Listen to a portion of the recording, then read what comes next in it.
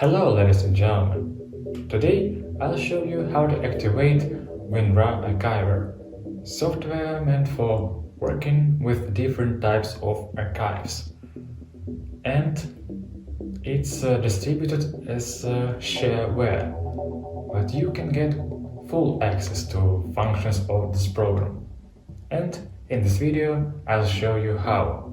Let's go!